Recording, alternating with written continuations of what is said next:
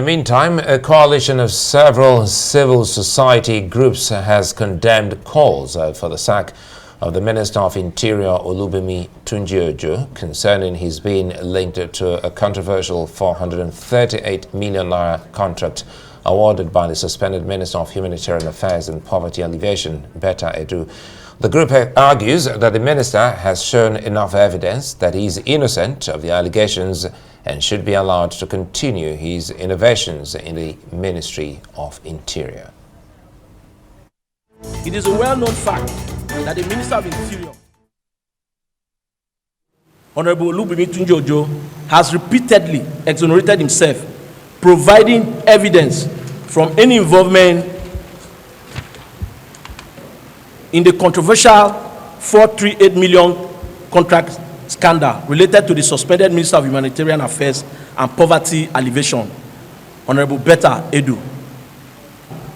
Let us state, the Minister, Honorable Tunji Ojo, presented a certified document from the Corporate Affairs Commission, CAC, confirming his resignation from the company 5 years ago. He has no business with the said company, absolutely no business, because he's not involved in the day-to-day running of the company. He also does not pursue jobs for the company, does not bid for the company, and is not a signatory to the company's account. Well, joining us now is Ogakwu Dominic, who is the convener of the Civil Society Groups for Good Governance you saw there in that report. Thank you so much for joining us. Good to see you. Thank you. Well, tell us more about this evidence that you say proves that the Minister for Interior, Olubimi Tunji Ojo, is innocent of all allegations, or doesn't really have any links with these, humanitarian agency scandal. Thank you very much. I think the minister himself came out clean the very moment this thing happened.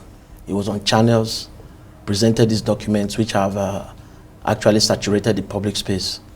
And I feel that the social media is becoming sensational about the issue without taking into recourse the law of the land. The issues are there. What we are beginning to get scared, because if we want to destroy the institution of government based on parochial thinking, based on without really looking at what the law says, the law does not say that if you want to, as minister, you cannot be shareholder. The law is very clear on these issues, and as if he knew that he was going to be minister under this administration, he had resigned his directorship of the company. The minister is an entity on its own. The company is an entity on its own, and so trying to link him up, it's an injustice. It does not really tell well, and I believe that I think Nigerians should begin to actually look at it dispassionately, take it out of. Let's not play politics with the matter. And you think that this is politics? When you say Nigerians should not be too parochial, but again, it falls back to the minister. You can't say you have resigned, but he's still the owner, and he must have also influenced him getting the contract. And the talk now is about him also having a thing to do with the company, whether you resign or not. That's his company. He's still the owner. Yes. Good. And he got himself that contract for his company. Did he get the contract? Is the minister not a Nigerian?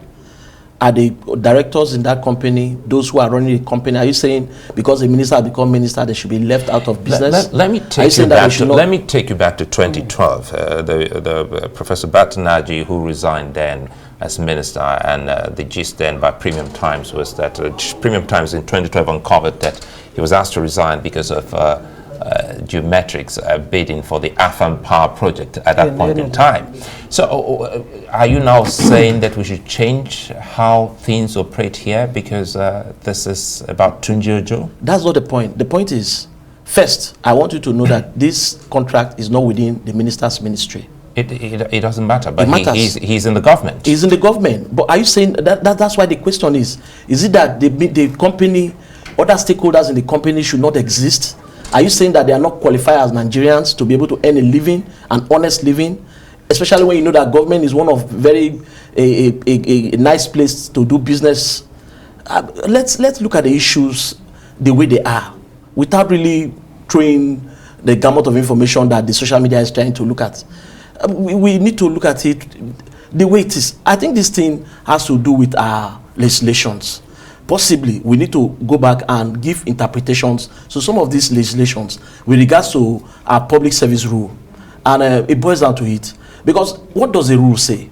It does not say you cannot, because I have been, it's like you now. What exactly does the rule say, so that we're very clear? It's very simple that if you are a government official, you must resign from any company where you know that you are serving as a director. Right. It's as simple as ABC. It does not say you cannot be shareholder. It does not say, as I am now, I have prospects. I want to be minister in this republic. I run a company. So you're saying there is a lacuna there. If you say the law does not clearly say you cannot be a shareholder, but of course it does say that you can Mr. be Ogakwu, I think farmer. you just might incense the sensibilities of Nigerians if you're trying to make a case for the minister. Because I'm not making a case for the. I'm making a case. No, it's the same. You're making a case for the minister, and you're saying the minister is like every other Nigerian, and we're saying that if you have an interest in a company where you're serving as government, whether you resigned or not, but the ownership is still yours, you cannot, wriggle yourself out of that to say you got a 400 million naira plus contract on monies meant for the everyday ordinary Nigerians. So how does he get out of this? Someone is already done. If someone has been suspended already, what's the wrong in asking President Tinubu to also suspend this gentleman, irrespective of what you say he's been doing? Okay, this point you have made now is very, I'm emotional about it. I'm a Cross River, I come from Cross River State. Dr. Betta Idu is my sister. I hold her in high esteem. I appreciate her meteoric rise. And I also appreciate the fact that she was given an opportunity to serve in this government. But you see, there are two different things altogether. What is happening to her is totally different from what. And I'll tell you what's happening. Sorry, a minute here, because now that you've talked about where Betta Edu is from, we live in Nigeria where the sensibilities of Nigerians, especially when it touches tribes. This man is from the southwest as the president, and Betta Edu is already asked to go away for investigations to happen. Don't you think this will rub off on the president should he excuse Mr. Tunji Ojo from going away for a bit for proper investigations to happen as well? You're correct, because you see, our society is very gullible, and we tend to look at things with ethnic coloration. And I understand where you're coming from. And we must love There's it a tendency that people will now begin to say, because Tunji Ojo is a Yoruba man, so the president might not wield the big stick on him. Don't you think that matters? I don't feel that way. I think Nigerians should be the narratives. Right. We should look at it dispassionately. We should look at it the way it should be. Okay, does it matter, because we've been discovering that the wife of Olubunmi Tunji Ojo here is actually, she actually works in government. She's actually a director in one of the agencies and the head. She's actually deputy head internal audit at NERSA. Does it matter? Don't you think the issue of conflict of interest is an issue here? On both sides, both on the side of the gentleman and his wife. Well, I'm not here to speak for the wife of Tunji Ojo. If she's culpable, she should be made to face the wrath of the law. But we are looking at the issue that is in public space. For instance, before I came here, I read that a certain political party said they want to occupy in the next 48 hours if the president does not wield the big sticks. Those are the issues that have concerned to me as an activist. I'm not anybody who is culpable should be made to face the full wrath of the law. Don't you think at this time the president, who seems to be on course on the issue of the anti-corruption war, should be encouraged by everyone? That's exactly what we are doing. That's exactly what we are doing. Nigerians, as in general, that's should what be supporting the president to fight this fight. Now you should know that if I was biased, I'll be talking for Betta Edu.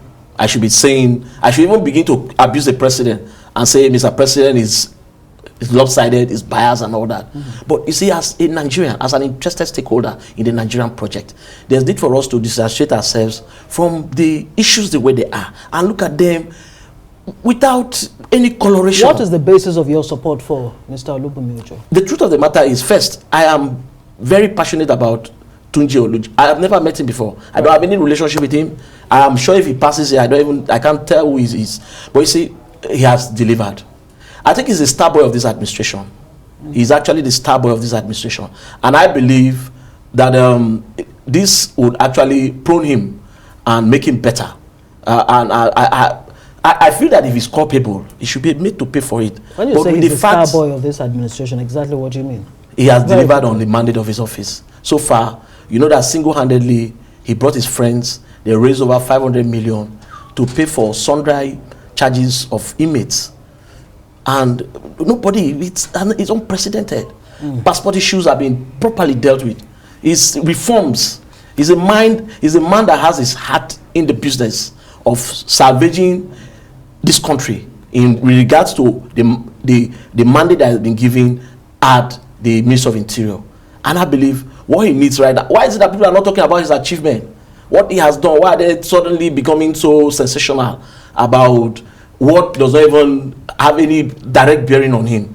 And like I said, we need to review some of these institutional issues with regards to when a man is holding public office, what are the do's and what are the don'ts. All right. Perhaps that review will come after this is sorted and done with, because many will say there are also many better Nigerians than any minister at the moment. We'd like to thank you for your time, and we do hope that the president is listening to what you've highlighted, just as he is listening to the many concerns of Nigerians.